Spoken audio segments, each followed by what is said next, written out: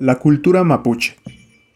Un amplio grupo étnico con muchas similitudes en común que logró desarrollar uno de los mejores artes textiles de Sudamérica fue la cultura mapuche.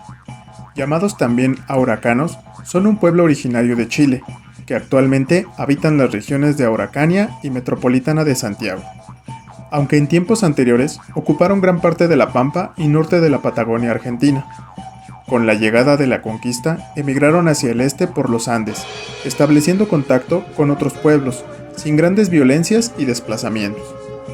La cultura mapuche tenía una economía tradicional basada en el cultivo de maíz, papas y ají, además de practicar la caza y la recolección. Como se mencionó anteriormente, los mapuches estaban compuestos por varias etnias que compartían semejanzas lingüísticas, sociales, religiosas y económicas. Estas son los huiliches. Formando la rama austral de los araucanos, se caracterizaron por ser un pueblo pacífico con grandes virtudes en la producción del maíz y la papa. Igualmente, su ubicación en la isla de Chiloé permitió el desarrollo de la pesca en embarcaciones conocidas como piraguas. Los cuncos moraron la franja costera que abarca desde el sur de Valdivia hasta el río Maullín, aunque se ha definido su asentamiento como seminómada, puesto que pasan largas temporadas en sus embarcaciones, algo que benefició la actividad productiva pesquera en combinación con la agricultura. Los Poyas. Durante años vivieron en la región Nahuel Huapi, ubicada en la cordillera de los Andes entre Argentina y Chile. Este grupo se dedicó principalmente a la caza del guanaco, ñandú y recolección de frutos, hasta que en 1750 fue absorbida totalmente por la cultura mapuche. Los pehuenches, localizándose en la zona centro-sur de la cordillera de los Andes, se destacaron por sus habilidades de cazadores usando las boleadoras para tal fin.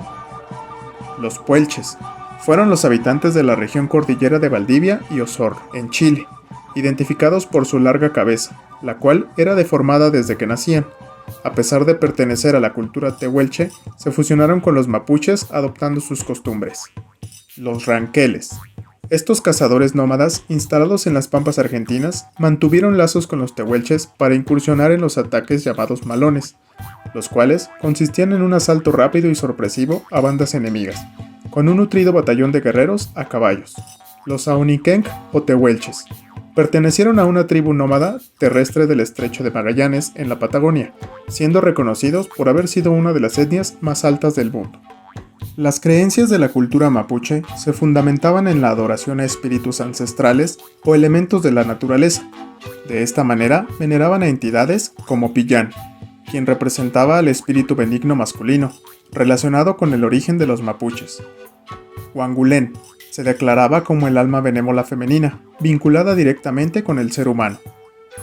Ngen refería a la entidad de la naturaleza, cuya misión era cuidar, proteger, resguardar, controlar y velar por el equilibrio, bienestar y preservación de los elementos del medio ambiente a su cargo.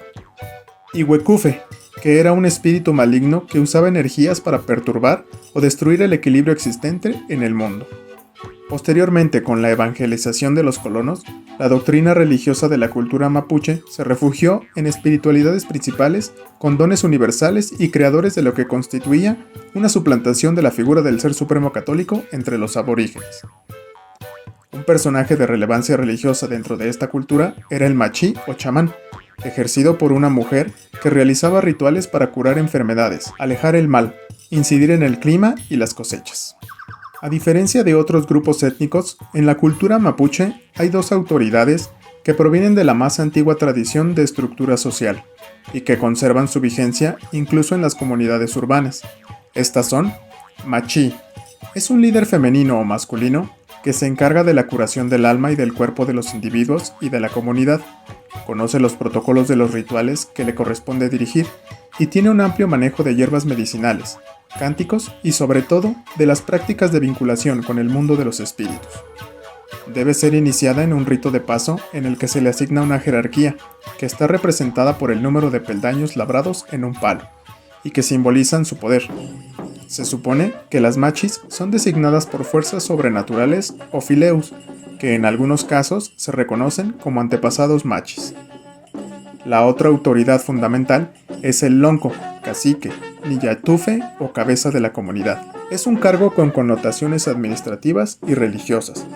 Por lo general, son personas mayores. Es un líder que sobresale del resto y es reconocido por sus coterráneos que se encargan de enaltecerlo como una autoridad. Es el oficiante del Niyatún, un ritual de la fertilidad. El atuendo tradicional de la mujer mapuche se compone de el chamal o quetpam. Es un gran paño cuadrangular de color negro que en las mujeres envuelve todo el cuerpo a modo de vestido, dejando al descubierto el hombro izquierdo, sujeto con un alfiler en el hombro derecho. El trarigüe es la faja que se ata a la cintura sobre el quetpam. La icuya es la capa de la mujer adulta, se sujeta en los hombros y cuelga hasta los tobillos. El queye, que son sandalias de cuero en forma de plantilla atadas al pie por correas. El trarilonco, cintillo o faja de plata para sujetar el cabello casi siempre largo y trenzado. El trapelacucha, que es un adorno de plata pectoral de forma alargada y trenzada, que se prende en el pecho mediante el tupú o punzón. Y el chaguay, que son pendientes o aros originalmente de plata, con formas cuadradas, tableadas y campanuladas.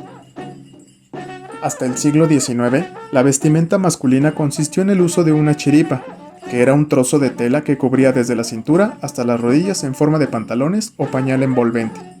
Los mapuches se amarraban el pelo a la altura de la frente, con una tira de cuero, o de alguna corteza vegetal, que después se hicieron de hilos de colores. En la actualidad, el vestuario masculino es muy sencillo.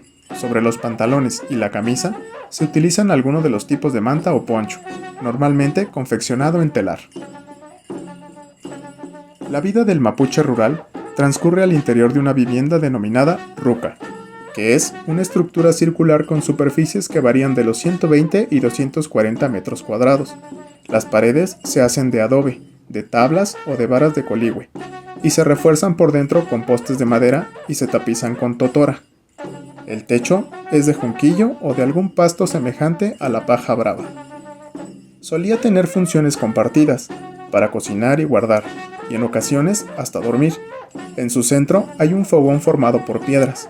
Su acceso principal está siempre orientado hacia el nacimiento del sol, al igual que en otras culturas originarias. El arte popular mapuche es simple, normalmente utilitario o de uso familiar, y en algunos casos se produce de manera masiva para la comercialización. Respecto de la cerámica, hay localidades que la cultivan de manera tradicional y con fines de comercialización.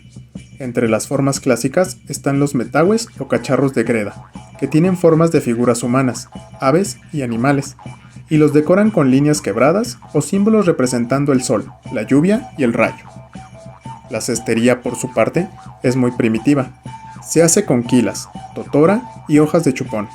Los objetos más comunes que se trenzan son los chaíhues, canastos de totora o de boquín. El ilepú, canasto con forma de fuente extendida, y las chihuas y pilhuas, hechas de raíz o fibras de chupón. La textilería es normalmente a telar. Usan un telar de pie denominado huitral, y para la elaboración del traihue o faja larga, hacen un urdido en el suelo sobre 4 coligües parados. Se trata de una técnica tradicional muy fina, tanto en los hilados como en el teñido. Las figuras son rectilíneas. Por su parte, la platería mapuche es una de las expresiones artísticas más reconocidas. Los ornamentos femeninos más usuales son las trapelecuchas, adornos pectorales de 2 o 3 cadenillas paralelas que al final sostienen una especie de cruz floral de puntas ovoides. Los trariloncos, cadena de discos como monedas destinadas a adornar la frente de las mujeres. Los chaguay, pequeños adornos colgantes de plata con diversas formas. El siquel, anchas cadenas de plata que los mapuche llevan en forma de pectorales pendientes del tupú, entre otros. Finalmente, a la cultura mapuche se le reconoce una gran habilidad en el manejo de las técnicas de la madera tallada. Esta artesanía combina artefactos utilitarios con otras expresiones creativas, que corresponden a una línea de tallado escultórico y figurativo, de carácter simbólico y estético.